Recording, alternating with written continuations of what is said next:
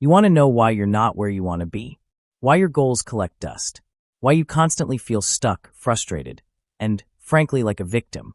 It's simple. You're an excuse-making machine, and I'm here to tell you, it's destroying your life. I've seen firsthand the difference between those who win and those who wallow. The winners? They take 100% responsibility. The losers? They've got a PhD in blame game. Let's get to the why behind this excuse epidemic. It's not just laziness. It's deeper. Your brain, in its infinite wisdom, is wired for self-preservation. Not necessarily for your success, but for your survival. And survival, for our ancient ancestors, often meant avoiding risk, conserving energy, and maintaining the status quo. This manifests as cognitive biases. There's attribution bias, where we attribute our successes to our brilliance and our failures to external factors. I got promoted because I'm smart, versus I missed the deadline because my team is incompetent. Then there's loss aversion. The pain of losing something is psychologically twice as powerful as the pleasure of gaining something. So, you cling to the comfort of the known, even if the known is mediocrity, because the risk of change feels like a loss. And here's the kicker: learned helplessness. If you've tried and failed enough times, your brain literally starts to believe that outcomes are beyond your control. It's a neural pathway of surrender. This isn't some philosophical concept. It's a deeply ingrained mechanism designed to keep you safe, which in modern life translates to keeping you stuck. What does this excuse-making cost you? Everything. I mean it. Everything. In your career, you stagnate. You blame your boss, the economy, the unfair system. While you're busy pointing fingers, someone else is taking initiative, solving problems, and getting promoted. Your income plateaus. Your influence shrinks. You become irrelevant. In your relationships, blame erodes trust. It's your fault we fight. You never support me. I can't be happy because of you. When you externalize blame, you relinquish power. You become a passive passenger in your own life, and no one wants to be with a passenger who won't steer.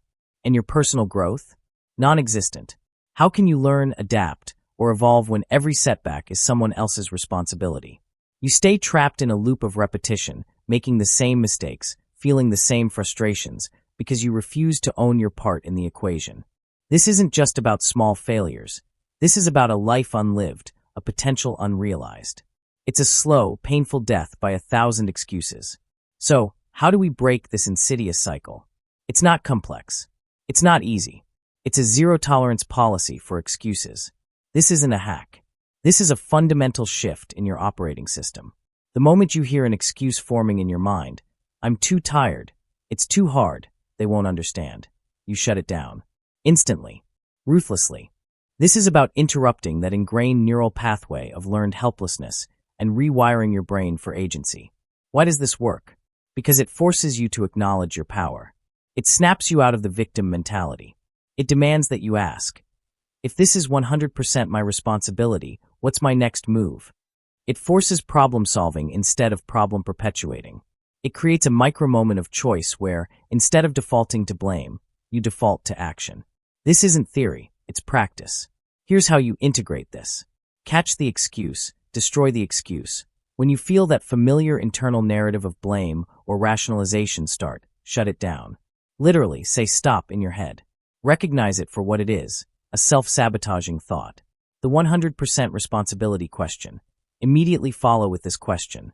Regardless of the circumstances, what is my 100% responsibility in this situation, and what can I do right now to move forward?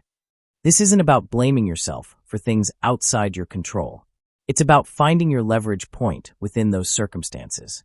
No blame, no shame, just action. Don't dwell on past mistakes or external factors. That's more excuse-making. Acknowledge what happened, accept your role, and pivot immediately to the next action. This could be researching a solution, having a tough conversation, or simply trying again differently. The small win compounding effect. Start small. If you're late, don't blame traffic. Own it. I didn't leave early enough. Next time, leave 5 minutes earlier. If you procrastinated, own it. I chose to scroll social media. Next time, put your phone away. Each small win builds momentum. It retrains your brain that you are in control. What's the payoff for this brutal honesty? True freedom. Not the freedom from responsibility that excuse makers crave, but the profound freedom that comes from knowing you are the master of your own destiny. You'll experience unshakable confidence because you'll know that no matter what hits you, you can find a way through it. You'll develop unparalleled resilience, seeing setbacks not as roadblocks, but as data points for improvement. Your relationships will deepen. Your career will accelerate. Your personal growth will skyrocket. Because when you stop externalizing your problems, you start internalizing your power.